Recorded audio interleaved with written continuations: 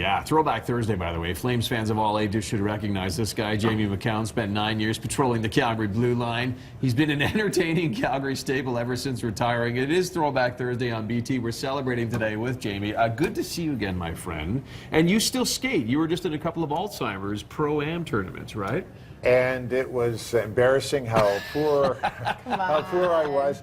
Well, you know, it's funny because you get out there and every year you think of yourself, you know, it's like you don't have a mirror, you still think you're young. Yeah. And we get out there and I had a partial breakaway and some young punk, right, catches me and I'm going like, how did that happen? And then I go back to the bench and I sit down and, oh, my back is sore. It's like, but that particular event, we raised a bunch of money and, you know, we do it every year. And in this case, both Edmonton and Calgary. So I think between the two, we raised over $1 million Nice. net that's going to to stay in Alberta. Net after expenses. Wow. That's cool. It's really good. Unbelievable organization. I saw you from afar at the Flames game the other night. You're a season ticket holder. You were watching. Tell me about the atmosphere that you're experiencing. It's been a while. You know, it's Right? really, really fun. I mean, it's funny because one of the questions you get as a retired player, or maybe you get the same question once in a while, do people recognize you?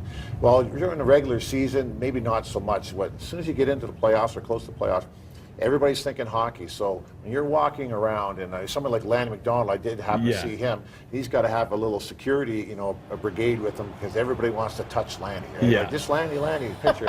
And so you do get noticed. You do have a lot of fun. And the questions, it brings back a lot of great memories. And, you know, you forget all the bangs and the bruises, but right now you get asked, you know, why isn't this guy playing better? Why isn't this guy doing a better job?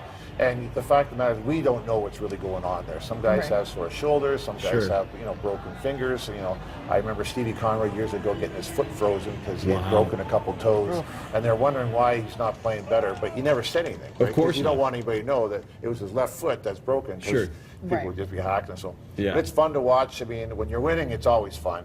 But the surprising part, obviously, has been the play of some of the young kids. I mean, you talk about Johnny Gaudreau. Well, he's almost like a veteran now. You hear so much about him, but guys like Furlan or Colburn, who I thought, you know, a couple of games ago maybe had the best game he's ever played, and was a force. You know, the knock, if you want to call it knock, is he's such a big, strong guy that maybe he could play more physical. Well, he was in there. And between him and Furlan, and obviously the other guys all played well, but suddenly the Vancouver Canucks were looking over the shoulders, and you know, I thought the Sedin, you know, I was going to say a few things, but Sedin, don't do it. The Sedin players, I thought that they were off their game. And a couple of the defensemen from Vancouver were off their game and giving the puck up where ordinarily they wouldn't do it. So whatever you know, the Flames are doing, they just got to keep doing it. How hard is it going to be for the guys tonight to get over the hump? You know what I mean? To take that clinching game. Well, you know, the worst part about hockey is it's not like football where it's, you know, it's 3 months of play where you're playing once a week. It's just, you know, day after day after day, and it wears on you both physically and mentally. So what you're going to see right now, and from a Vancouver standpoint, you're hoping you don't see it, is that when you're looking at their eyes on the bench, and if the Flames somehow get up 1-0 or 2-0, and you're looking at them and it's like, oh, you know, 20 more minutes. They're kind of not looking at the clock. 20 more minutes and we're done. I can start to heal. And so you hope that happens for the Flames. But the fact is, there's a lot of pride on that side. And you know, sometimes it's like, all right, just let's burn everything we have in the tank. Let's win one more game. With somehow the idea that we can turn it around. But it's tough to come back when you need to win 3 in a row. Jamie, before we let you go, we got to relive 1989. The year that the Flames won the Flames won the Stanley Cup. A magical team, a magical victory on Montreal ice. Just relive that a little bit for us. Well, you know, it was something that it was almost like a destiny. We thought all along that we were going to win. We thought we were going to win more games and more cups than we did, unfortunately.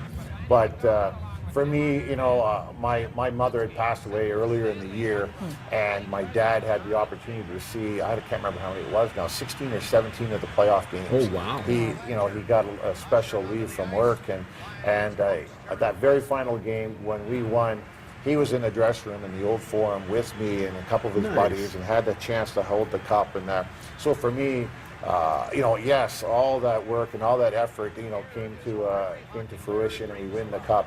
But you know, as you go on, the injuries disappear. You forget about the aches and the pains, and the little things, you know, like we're watching right now, the excitement. Yeah. But for me, it's the fact that I had a chance to Look at you guys, eh? celebrate with my dad. Nice. Wow. There you are.